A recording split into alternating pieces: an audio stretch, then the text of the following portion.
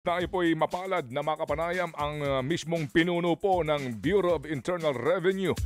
Dito nga po sa order mismo ho ng ating presidente na magkaroon na po ng lifestyle check at mukhang bahagi nga po sila dito po sa binigyan po ng instruction ng ating pong Pangulo. Magandang umaga po sa inyo, Commissioner Romeo Lumagi Jr. Good morning, sir. Magandang umaga po, Manong Ted, BJ Chacha at sa mga taga-subaybay ng inyong programa. Salamat sa panahon. Okay, Cha, please go ahead. Good morning po, Commissioner. Magkakaroon nga daw po kayo ng tax fraud dito sa mga contractors na may kinalaman po sa flood control projects. Alinsunod pa rin po dito sa investigasyon na ginagawa po ng Pangulong Marcos maging po ng Kamara at ng Kongreso. Pero sir, paano po ba yung magiging scope ng investigasyon ninyo? At yung tax fraud audit po ba na gagawin natin dito sa mga contractors na ito? Is it normal tax fraud audit or iba pa po ito? Well, ito yung gagawin nating mga audit sa mga companies or contractors na involved dito sa mga flood control projects na nabunyag na, no? Especially dun sa mga ghost projects, yung may mga ghost projects dahil yan ang malinaw na may maling ginawa dahil wala naman talaga silang ginawa pero tumanggap sila ng bayad. So, yan ang gagawin natin. At yung tax fraud na yan, hindi yan yung regular audit. Dahil pag sinabi nating regular audit, tinitingnan lang natin kung may nakapagbayad ng tama lang, walang fraud o walang paglilin lang na ginawa. So, itong fraud audit na to mas extensive ang gagawin natin. Mas extensive. Gaano po ito ka-extensive? At yung sinasabi nyo po na may mga nailabas ng listahan, same din po ba yung listahan ng Pangulo dito po sa mga titignan nyo rin sa ngayon? Sa ngayon, dyan tayo magsisimula. No? So, titingnan natin lahat ng mga ni-report nila mga expenses, tapos kukuha tayo ng mga information dun sa mga revenues na nakuha nila from government agencies, tapos lahat ng mga assets din ng mga kumpanya at lahat ng mga involved dito sa transaction na to.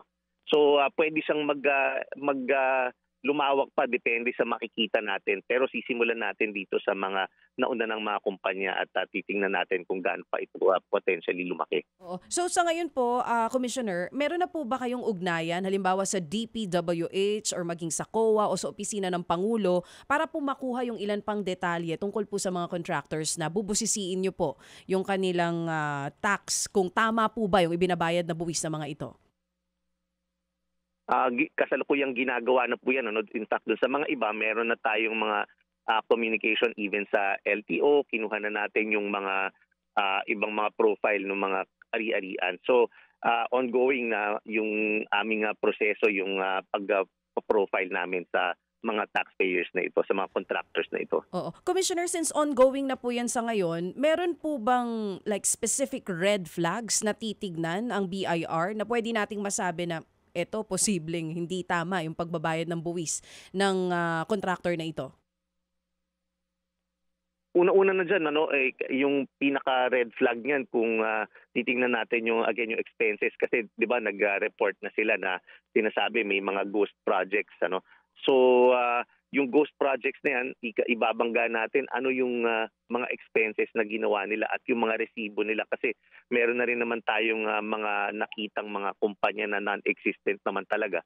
So kapag kaya nakita natin na gumagamit sila ng mga resibo na mga yan ay red flag na agad dahil etong mga established or yung mga nakita natin ng mga kumpanya na hindi naman talaga totoong kumpanya kundi kumpanyang tinayo lang para magbigay at magbenta ng mga resibo. Isang red flag na agad yan. Commissioner, nabanggit niyo po ghost projects. Sa privilege speech po ni Senator Ping Lacson, may nabanggit siya na Darcy and Anna Builders. Tapos sa pagsisiyasat din po, parang ghost company, yung mga ganong klase, paano po ang audit noon? Una-una, ang gagawin natin dyan, titingnan natin kung sino-sino yung mga stockholders niyan, mga directors niyan at yung mga officers. Tapos kung sino-sino yung may transaction dyan, siguradong may nagpa-file din dyan. So yung accountant din, titingnan din natin kung sino itong accountant na to at isasama natin sa mga kakasuhan dahil kung ghost company yan, imposible namang hindi alam nung accountant yan. Opo.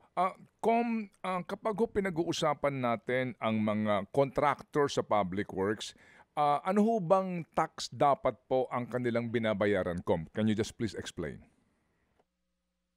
Una-una, magbabayad sila ng yung income tax, yung value added tax nila. Although yung DPWH bago sila dapat nagbabayad, yung lalo na yung panghuling bayad dapat nagwi-withhold sila. At dapat din humihingi sila ng tax clearance diyan para magbayad. So but generally yan nga yun, yung income tax and yung value added tax ang kinakailangan nilang bayaran. Opo. So kumbaga ho, meron po naman itong may paper trail, kumbaga ano po, Com? Yes, tama po yun. Opo. Sige. So, alam po naman namin na baka po hindi kayo makakapaglahad ng kompleto sa inyong mga gagawin kasi nga baka po ma-telegraph nga natin ika nga ang ating mga punches dito.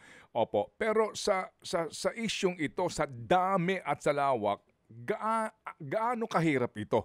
May kasi meron po kayo regular na ginagawa po, 'di ba, sa inyo po mga tungkulin, regular po ito. Mayroon ba kayong sapat na tauhan para dito? Yan ang natin. So far kasi sisimulan natin dito sa 15 na disclose na.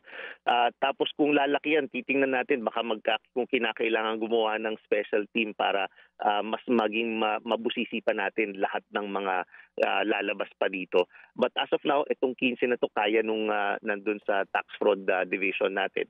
Yun ang gagawa ngayon yan. Opo. Si Mayor Benji Magalong, meron siyang issue sa hirap makakuha ng dokumento, no?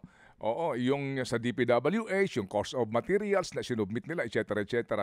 Sa inyo ho bang bureau, wala ho naman kayong concern dahil may poder kayo dito, mauobligan nyo ang lahat na maglabas ng kailangan yung dokumento?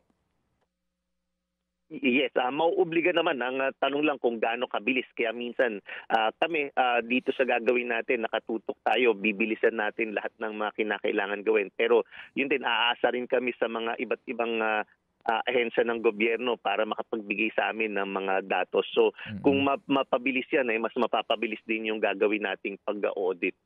Opo. Ito ho nabanggit din kagabi sa interpellation ni Senator Soto and Senator Ping, yung pong Alpha and Omega at saka yung St. Timothy Construction. Nakasama nga po dito sa 15 na binanggit po ng presidente. May sinasabi si Senator Soto na may mga tax cases na po itong dalawang kumpanyang ito. Pero despite that, nabibigyan pa rin po sila ng mga lisensya. Opo, para makapagnegosyo po sa DPWH. Do you confirm that na meron na po itong mga tax cases ngayon pending? Ongoing po yung tax audit po sa mga kumpanya na po yan. Pero may binabanggit ko kasi nga na pending daw ngayon na kaso sa Court of Tax Appeals. Meaning, pumanik na doon yung kaso, Commissioner. Yan ang kinakailangan kong i-verify kung meron talaga. But as of now kasi meron tayong ginagawang audit even before dahil meron na rin naging complainant dyan. So nauna na po tayo dyan. Okay. Sige po. Ito pong lifestyle check na sinasabi ng Presidente, separate pa po ito dito po sa inyo pong pagbusisi ngayon sa mga top 15 contractors na nabanggit ni Presidente? Well, separate po yan. Although ginagawa rin natin yung lifestyle, yung lifestyle check doon sa mga contractors din. Pero yung utos na lifestyle check na iba pa, baka ano pa po yan, iba pa po yan at titingnan pa po natin kung paano po natin na maisasagawa po yan. Opo, kayo ba'y nakausap mismo po ng Presidente tungkol po sa bagay na ito, yung lifestyle check? Yan, hindi pa po. Narinig ko lang po yan sa sa news po. So titingnan pa po natin kung ano po yung talagang directive po dyan. Opo. Kasi, bagamat ombudsman po, particularly nga, ang dapat din po gumagawa nito.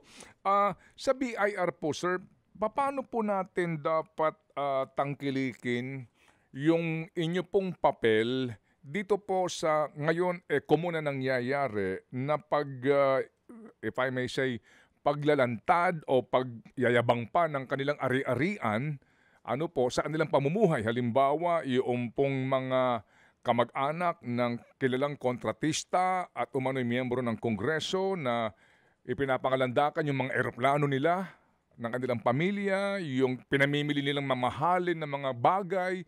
Opo, kapag ho ganon, kapag BIR ng pag-uusapan yung poder ninyo, kaya niyo ho ba ding suriin po yung tax compliance nitong pamilyang ito, halimbawa, sir? Kaya naman po, no? Although ang sakop lang po natin ay again tax compliance, hindi po yung kumbaga kung corruption, yung anti-graft and corrupt practices, hindi po yan yung sakop natin. Pero kapag kami mga ganyan po, pwede pong ibigay po sa amin yung impormasyon din, at ang gagawin lang po natin kung commensurate kumbaga yung kinikita niya sa mga ari-arian niya, at sisingilin po natin yan ng karagdagang buwis kung merong hindi binayaran na buwis, at kung pwede ring magsampa ng kasong tax evasion dahil kung hindi tugma yung kanyang reported income dun sa asset niya, ibig sabihin po niyan ay itatrato po natin na tax evasion po yun. Opo, kasi di ho ba, siguro, I'm sure alam niyo na po yung jurisprudence di ho ba ng Korte Suprema na kapag merong kang ill-gotten wealth o mga yaman na hindi mo maipaliwanag, ang presumption nga, nakaw ito, di po ba? Opo, yan po. And of course, taxable po yan regardless kung saan po nanggaling, basta kita. So kung kahit man ill-gotten wealth yan ay hindi ni-report sa income, ay pwede po nating singilin din ng buwis po yan. Opo. Paano, pwede ho ba natin maihiwalay, ang usapin ng private contractors engaged ng business po sa gobyerno and yung mga taong gobyerno? So usapin po ng inyong papel ho ang BIR. Halimbawa, no, mamaya ihiwalay natin yung mga diskaya, no. Ngayon, itong mga district engineer, opo, na meron din pong yung isa may nagba-vlog din po, taga Visayas na DE na pinapakita po yung kanyang mga ari-arian, no, etc. Yung pong mga nasa gobyerno, kapag po BIR, can you do that motu proprio? Pag meron kayong nakita na mukhang yung kanyang sports car na minamaneho, may nga ganun ka informasyon, reloho na pagkakamamahal na sinusuot, pwede kayong pumasok doon on your own po o maghintay pa muna kayo ng complainant po o anuman pong mag-uudyok po sa inyo? Pwede naman po motu proprio, no, dahil pwede naman natin gawin yan dahil saklaw po ng authority ng BIR na mag-imbestiga kahit na walang complainant. Kung maganda lang kung meron ding complainant para mas kung meron ng alam yung ating mga kababayan ng mga ganyan, para mabigyan na agad kami ng lead kung saan kami magsisimula. So hindi yung shotgun na susulat kami kung saan kung meron ng mga dokumento, mas madali yun. Oo nga po. Pero ito lang po, para lang humaunawaan ng taong bayan na hindi ganoon kadali ito for BIR at yung pong limitasyon lang po ng inyo pong power sa BIR.com. Halimbawa, isang district engineer, sa kanyang mga picture, sa kanyang visuals niya, nagsusuot po ng pagkamamahal na relo. And then, ang presumption nga po, kasi ang kanyang salary grade lamang hanggang 80,000 ang sweldo kada buwan. Kapag ho ganon, may poder ba kayong sumulat doon sa DE para sabihin na, hello, saan kaya nanggaling yan? Nagbayad ka ba ng tax dyan? May ganun ho kaya, o paano po? Pwede naman po, no, although kapag kaya mga personal items kasi medyo mas mahihirapan po tayo dahil baka sabihin lang iniram ko lang ito, or kung anong sabihin, wala tayong pruweba na kanya po talaga yan, unlike yung mga nakarehistro sa kanya, kunyari mga sasakyan na nakarehistro sa kanya o kaya naman na mga lupa na nakatitulo sa kanya, ayan, walang malinaw na sa kanya.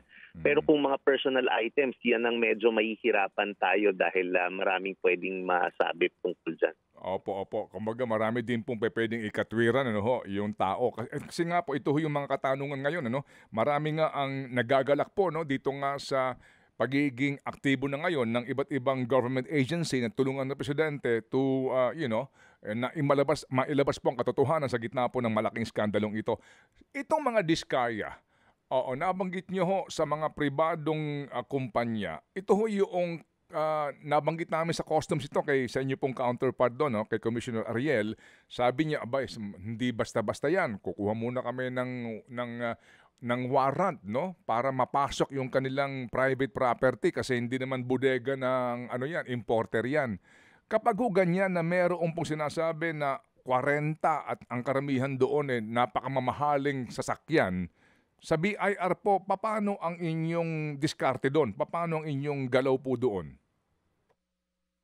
Ang ginagawa po natin, actually nagawa na po natin, sumulat na po tayo sa LTO para malaman kung ano-ano ba yung mga sasakyan na nakarehistro under sa kanilang mga pangalan at para makita natin yung in totality kung ilan po ito.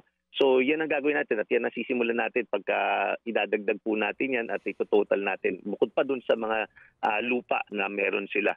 So ongoing na po, malapit na po tayo matapos sa kanilang pag-audit. Uy, so nasimulan na po ninyo itong formally humingi ng informasyon sa DOTR-LTO tungkol sa mga auto na ito. You're confirming that, ano po? Yes, opo. Opo. At naunawaan po namin, baka hindi kayo maaari makapaglahad kayo ng pinakahuling balita dito. Pero anong huling balita, sir? Opo, kung mamarapatin po ninyo. Opo. Yun nga, medyo kino-compute na lang natin yan at tinitingnan natin kung anong pwedeng maging kahinatnan nito. Pero binibilisan po natin yan na in the next few days or weeks malapit na po tayong may action na po tayong pwedeng gawin.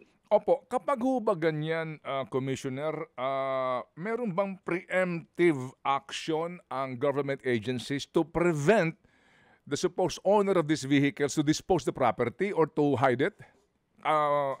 Alam niyo yun, yung mainit ngayon, sobra, so dispose na natin to o itago natin to? Kung may patunay, kasi wala po talagang ganyan, unless mapatunayan na talagang tinatago na nila yung assets. Pero until makakita tayo ng indication na nagtatago sila ng assets or sila mismo nagtatago, ay wala po tayong preemptive na pwedeng magawa.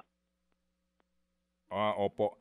Hindi ka pwedeng, kumbaga, makapag-file sa hukuman ng anuman pong ang tawag garnishment, kasi wala pa ho namang kaso talaga practically na isasampa sa pamilya, kumbaga. Opo, it's either una-una final, meron na tayong assessment na naging final, kaya meron na tayong authority mag-garnish o maghabol ng mga ari-arian, or again, yun nga, may indication at may nakita tayong action na agad nila na indicating na nagtatago na sila or nagdi-dispose ng assets. So kapag pero kung wala pa tayong pruwebang ganun, ay wala po tayong magagawa as of now. Ano ang danger po sa sino man pong individual na kumbaga tutulong sa disposal o kaya bibili ng sasakyan o property po na gustong i-dispose kasi nga nagkakaroon na ng audit sa kanila? Ano po meron bang danger doon sa sino man pong bibili nun? O maaari sabihin na in good faith namin nabili yan Yun lang, yun ang pwede nilang i-claim. Pero kung mapatunayan din, baka pwede natin na masama na kasi pwede natin maituring din na tax evasion at dahil nga dinidispose yung assets nila, di ba? So kung mapatunayan yan na nagkasabatan po ay baka may potential liability din po sila.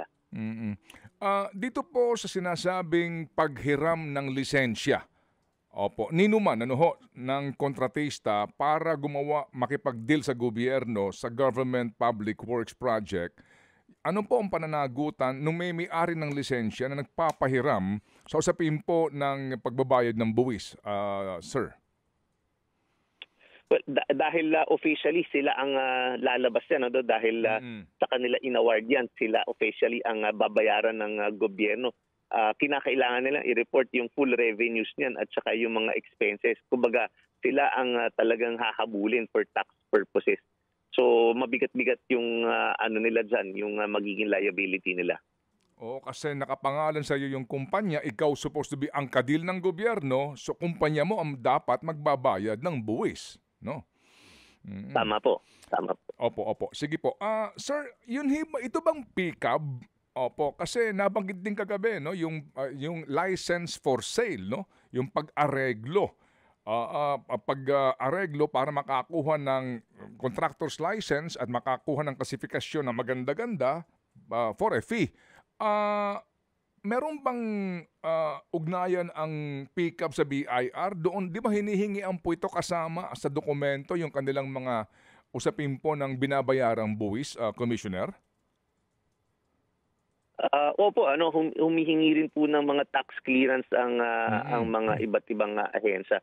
So nag-i-issue naman po tayo, pero ang limitado lang naman po kasi ang tax clearance sa kung nagre-report sila at kung wala silang mga delinquent na mga tax, kahit na may ongoing sila, may issuean sila ng tax clearance as long as hindi pa final yung naging assessment sa kanila.